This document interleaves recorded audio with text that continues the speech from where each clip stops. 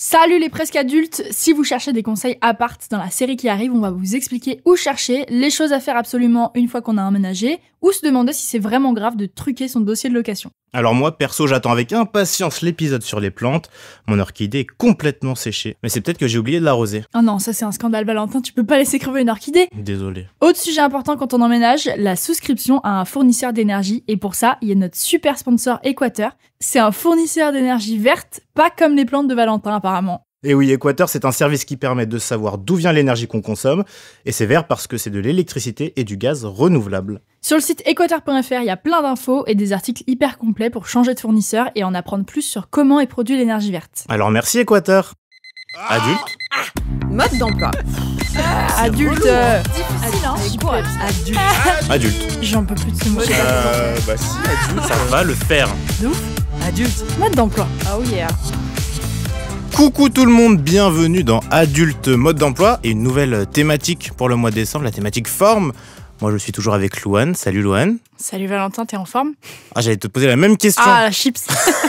Les grands esprits se rencontrent. Écoute, moi ça va plutôt bien. Et toi? Moi ça va super. Aujourd'hui on parle d'un sujet qui nous a turlupiné tous à un moment de notre vie. Et Turlupiné, bien qui sûr. nous turlupine sans doute toujours d'ailleurs. On parle de l'estime de soi et de comment s'aimer quoi. Ouais, on va se demander comment apprendre à s'aimer parce que c'est un sujet très complexe qui peut fluctuer à des périodes de nos vies. Je sais pas, il y a des matins tu te lèves, tu te sens beau, drôle et intelligent. Il y a des matins où tu te sens moche, pas drôle et pas intelligent. Bête. Bien sûr. Voilà. Est-ce que tu t'aimes bien toi Valentin? Bah, ça dépend des jours justement, mais pas vraiment. Moi quand j'étais petit, j'étais assez timide déjà. Pas sûr de moi, assez complexé à cause de plein de trucs. Surtout en éducation. Le sport en compétition, ça n'a pas aidé. Je m'en suis rendu compte très tard grâce à ma psychologue qu'on embrasse. Je sais pas si elle écoute. Il y a plein de trucs qui font culpabiliser. C'est assez paradoxal parce que moi j'ai plutôt tendance à avoir longtemps caché tout ça derrière des blagues et des trucs plutôt factices. Mais je pense que si tu demandes à mes proches et mes potes, ils te diront pas ouais Val, il est pas sûr de lui et tout, tu vois. Mais la bonne nouvelle pour ceux qui se sentent un petit peu comme ça, c'est que ça s'améliore avec le temps et avec un peu de travail. C'est vrai, c'est tout à fait vrai. Merci. Bravo pour ce speech Valentin. Vas-y, je parle un peu de moi. Allez hop, je raconte ma life. Très bien, mais tire la couverture à toi, je pense. Je t'en prie. Moi, c'est pareil que toi, Valentin. Je me suis pas aimée pendant très longtemps. De 10 à 20 ans, ça a été compliqué et mentalement et physiquement. Depuis 3 ans, là, on est sur une petite pente montante, donc c'est cool. Je m'aime plus, les complexes ont disparu. J'ai eu un peu la flemme de continuer à me détester, en fait. Et du coup, c'est devenu beaucoup plus doux, la vie. J'adore. Tu es une belle personne, Louane. Ouais, bah c'est gentil, Valentin. Toi, tout pareil. Et justement, on reçoit une 3e belle personne aujourd'hui. Quelle belle transition. Emma, bonjour. Bonjour. Bonjour Emma, comment ça va? Ça va bien. Est-ce que tu es en forme Emma? Très en forme. Dis-nous, qui es-tu? Alors, je suis psychologue en libéral et donc spécialisée dans les TCC et le MDR. TCC et le MDR, qui sont... Thérapie cognitivo-comportementale et EMDR, concrètement, c'est les mouvements oculaires qui permettent de reprocesser les souvenirs. Bien sûr, c'est bien plus clair comme ça. C'est quoi la différence entre l'estime de soi et la confiance en soi? Parce qu'on confond un peu les deux, je crois. Ouais, la confiance en soi, c'est la confiance que tu as en tes capacités, en tes compétences, en ce que tu es capable de faire. Et l'estime de toi, c'est vraiment la valeur que tu t'accordes. D'accord. C'est cool de connaître cette définition. Ouais, Ça... et c'est vrai que les deux sont très souvent mélangés et on ne sait plus trop de quoi on parle alors que c'est vraiment deux choses très distinctes. Et est-ce que ça change l'estime de soi au cours de sa vie? Qu'est-ce qui peut la faire changer? Alors oui, ça change et heureusement parce que si t'en as une mauvaise et que t'es coincé avec, c'est quand même chiant. Ouais, mais est-ce qu'elle est bonne à la base et est-ce qu'elle change après ou... Oui, parce que peut y avoir des périodes de ta vie, des événements particuliers qui vont venir influencer tout ça, qui vont faire que tu perds confiance en toi ou que tu perds en estime de toi. Mais heureusement, c'est quelque chose qui se travaille, donc notamment en thérapie, psychothérapie. Et au-delà de ça, être bien entouré, s'épanouir dans un travail, dans une activité, c'est des paramètres qui vont influencer ton estime de toi. C'est quoi le syndrome de l'imposteur? On en entend parler souvent. Qu'est-ce qui l'influence? Ouais, le syndrome de l'imposteur a le vent en poupe. C'est quelque chose qui fait énormément vendre et c'est souvent lié à la confiance en soi. Donc en fait, c'est quand on se sent pas légitime à faire quelque chose, mais aussi quand on a le sentiment que ce qu'on a réussi à faire, c'est pas lié à soi. C'est pas lié à notre propre réussite, aux efforts qu'on a pu fournir et plus à des éléments externes. Donc en fait, tu reconnais pas ta propre valeur, les choses que tu as accomplies. Est-ce que c'est en lien avec le fait de souvent se comparer avec d'autres personnes ou chercher au moins la validation d'autres personnes?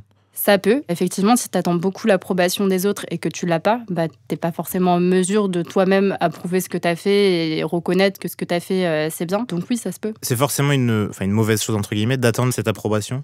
C'est pas forcément mauvais, c'est humain de vouloir être reconnu par les autres. Maintenant, attendre que ça et que ça soit l'unique source de validation, oui, ça apporte pas généralement grande satisfaction.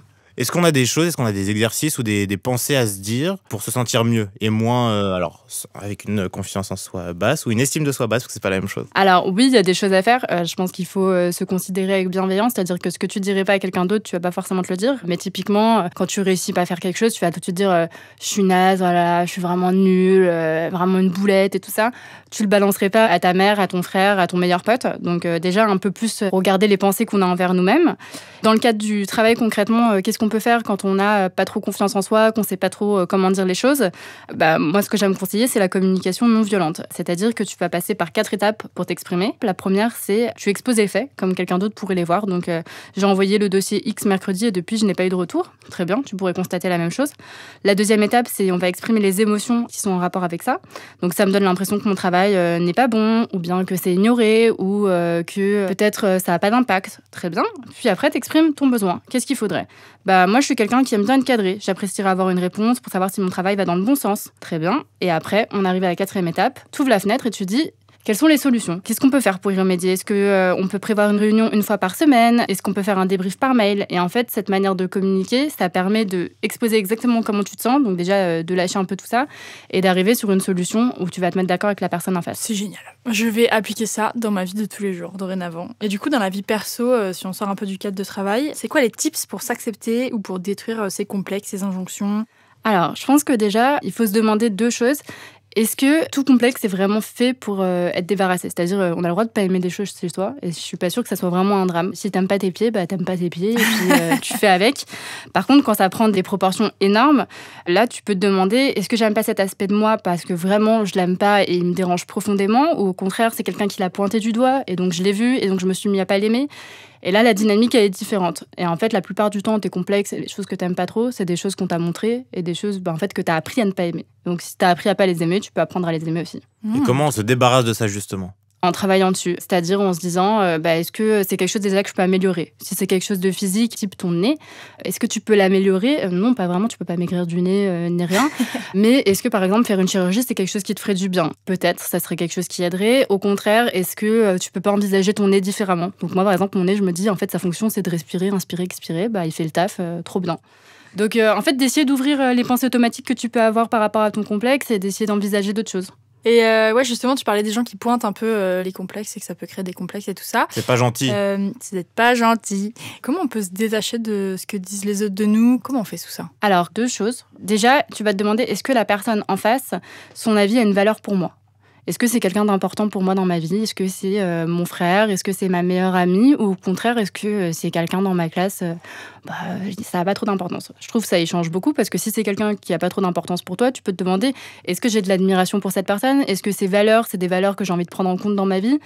Parfois, non. Et donc, en fait, si c'est pas quelqu'un d'important pour toi, si t'as pas d'admiration, si c'est pas quelqu'un qui compte tout court, pourquoi ça devrait t'impacter? Et souvent, la plupart du temps, quand on prend des choses à cœur, c'est pour des gens qui représentent pas grand monde pour nous. Après, c'est plus difficile quand ça vient de personnes qu'on aime vraiment, qui nous touchent, parce qu'il y a des sentiments qui sont mêlés à tout ça. Les parents, justement.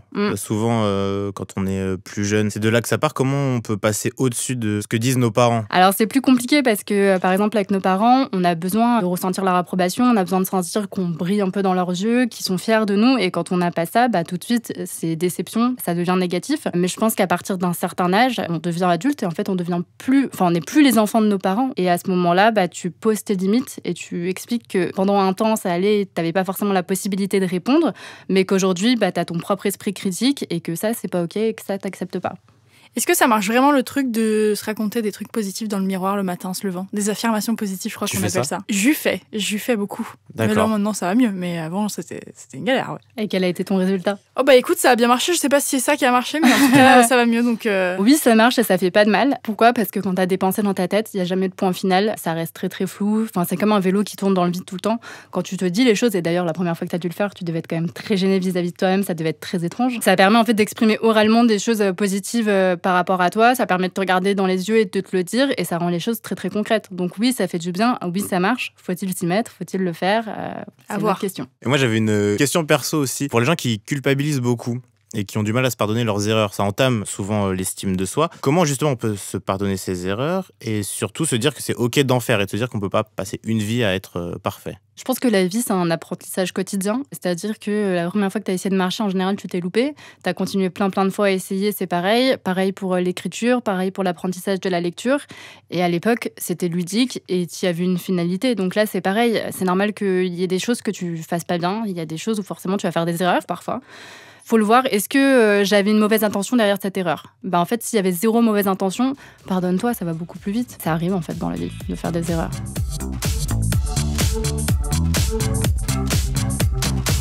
Merci beaucoup. De rien. C'était trop chouette réponse. Merci, ouais, vraiment Emma. trop bien. Louane, tu retiens quoi de cet épisode? Je retiens qu'on se traite avec bienveillance et qu'on dit pas des choses à nous-mêmes qu'on dirait pas à notre ami. Ouais, c'est vraiment le plus important. Moi, ça m'a marqué. On n'est pas méchant avec soi-même non plus, ni avec les autres. Ouais. Et si on est entouré de personnes malveillantes ou qui impactent en tout cas notre estime de soi, on peut essayer la communication non violente, comme nous l'a dit expliqué Emma, avec ses 4 merveilleux points. Exposer les faits, ses ressentis, ses besoins et ouvrir une porte vers l'avenir. C'est beau. Et j'espère que notre avenir sera commun, Louane. Oui, Valentin.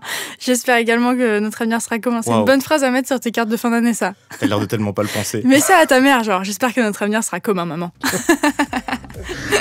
Vas-y, bref, en attendant, nous on se retrouve sur les réseaux sociaux de Nouvelles Écoutes, Instagram et Twitter, les nôtres, Louane Mancho et Nato80. Merci encore, Louane. Merci, Valentin. Merci, Emma. Merci, Emma. Merci à vous. À la prochaine. Bisous tout le monde, prenez soin de vous.